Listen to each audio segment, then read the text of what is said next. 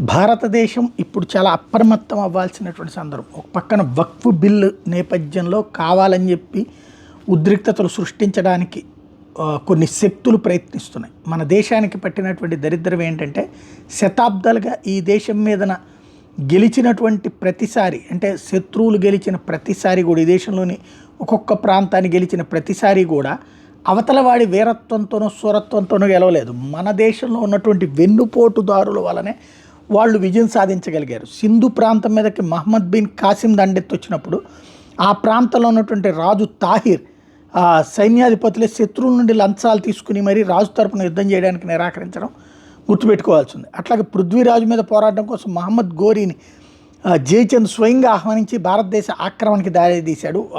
అందుకనే జయచంద్రుడు అని పిలుస్తుంటారనమాట.